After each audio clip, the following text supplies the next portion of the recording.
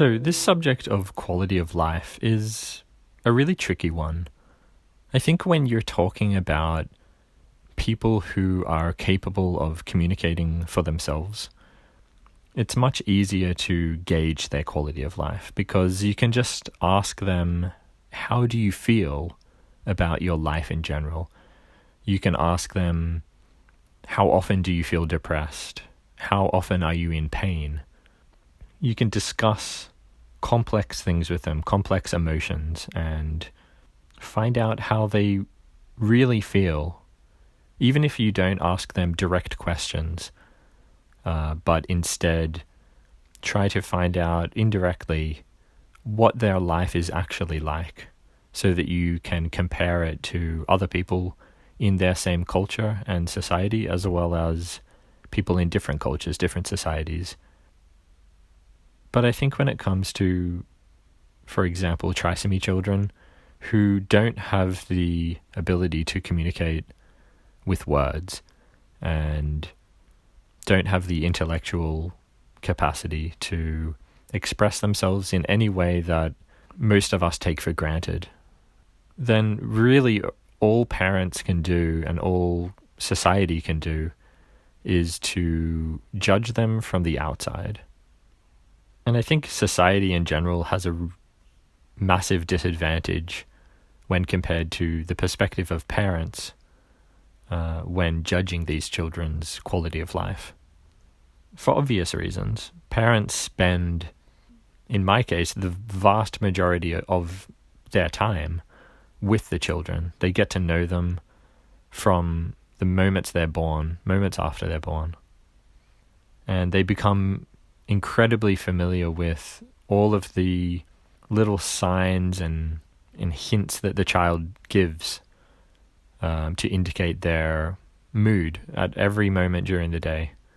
All of the little expressions that they make to indicate pain or pleasure or indifference, the parent becomes familiar with. And I think even when from the outside, from a third party's perspective, the child appears to be in pain, the parent may know otherwise. They may know that actually that expression does not indicate pain, even though it seems very clear to an observer that it is a painful expression. It is in fact not. And I have experienced this myself. About 3 months after my son was born, he came home from hospital, from the ICU, and he was staying at home with us. And I would often take video of him rolling around on the floor.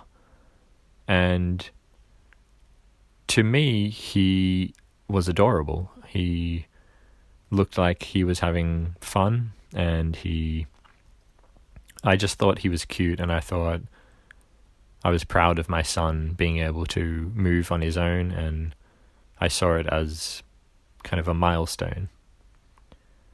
But overall, it was just my son being adorable. And I would send these videos to my family, and whilst they didn't react differently from how I did, they all thought he was cute as well. Or at least they said that. When I sent the video to them, I found myself thinking from their perspective, or what I imagined their perspective would be.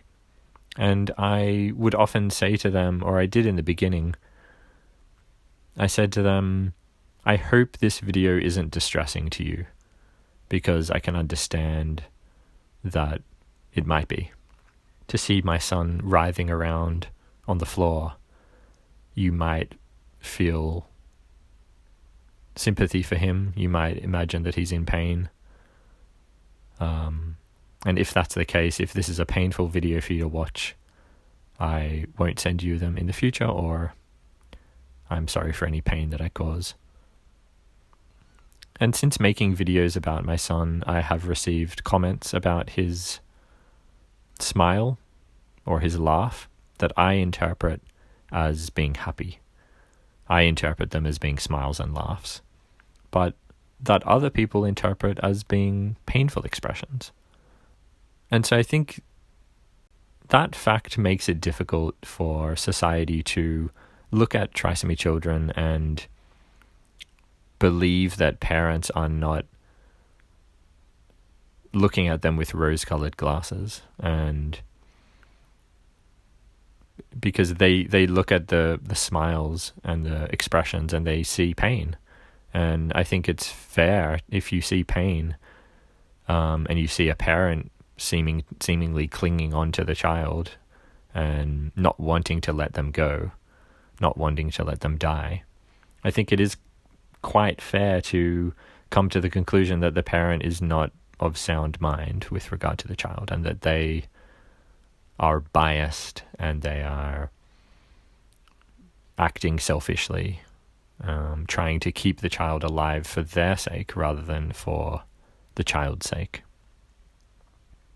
And I can totally understand this, and that's why I made the quality of life video, because and that's why I make a lot of my videos, is because I want people to see the actual truth from my perspective. And my perspective is someone that spends almost quite literally 24 hours a day, 7 days a week with my son. He has 24-hour care. Either myself or my wife is with him at all times. We never leave him alone. We're on guard duty all the time. We rotate sleeping schedules, so and we both work from home as well, so we're always with him. So my perspective is of a parent who knows his son better than anyone could possibly know him. And whilst I can't reach inside him and see exactly how he's feeling at all times, I'm in the next best position to make judgments on that. And so I feel qualified to answer questions about his state of mind and dispel any misunderstandings that people have about his actual quality of life. So anyway, it is a very difficult subject because, again, I can't see inside him. I can't know with 100% certainty how he's feeling. But I am fairly confident that nobody's in a better position than I am to understand how he feels. And that means that I'm really comfortable and confident in making decisions about surgeries or other medical interventions to extend his life, or, as I see it, improve his life. And I've made those decisions throughout his life. I've made a lot of decisions to send him to hospital and to give him surgeries, and I think all of them were the right decision. I always made them with him in mind, first and foremost. I never considered myself. And of course, it is natural for people to act selfishly, to think of their own interests. But I think when it comes to a parent, the most natural way of acting is to consider your children only, because you love them much more than you could ever be capable of loving yourself, much more than any instinct you have for self-preservation. The love that you have for your children totally overrides that. And so it should. I mean, it makes sense in terms of evolution that parents prioritize their children, because their children are the future. The parents have already procreated, they've already passed on their genetic information. They have no purpose in terms of evolution anymore other than to protect the children. And so the love that you have for them totally overrides anything that you could feel for yourself, any protection that you could possibly have for yourself, other than to just keep yourself healthy enough to continue protecting your children until they grow up and can fend for themselves. So I think any accusations of parents acting selfishly and trying to keep the children alive, even though they are living painful existences, I think is totally unfounded and is just, a knee-jerk, ignorant response emotional response to what they perceive as a child living in pain and a parent clinging to them. And I just think it's totally inaccurate. And I think those people need to just stop for a moment and listen to what parents have to say, because it's the parents that are in the position to know what's best for their child. Nobody could possibly, even doctors they're not in the position to know. The child is just another patient for the doctors. But for the parents, the child is everything. It's the thing that they value most in their lives, and the thing that they value most out of anything they will ever value or have ever valued, and that they put the most thought into every single time they make a decision about.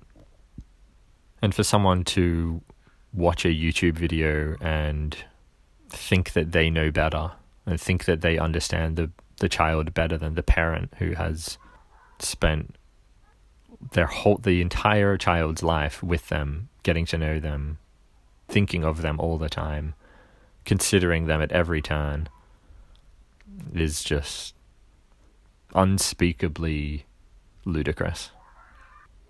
So I hope that people will watch my videos and the videos of other trisomy parents and actually listen and not be so quick to judge. Alright, that's all I have to say on this subject today. Thank you for listening. If you have any comments or questions or suggestions for future podcast episodes, please leave them in the comments below. If you like this video and you want more like this, please like the video. It really helps me to know who is enjoying the content, what types of content they're enjoying, and helps direct this channel. So again, thank you for listening and thank you for watching, and I'll see you in the next video.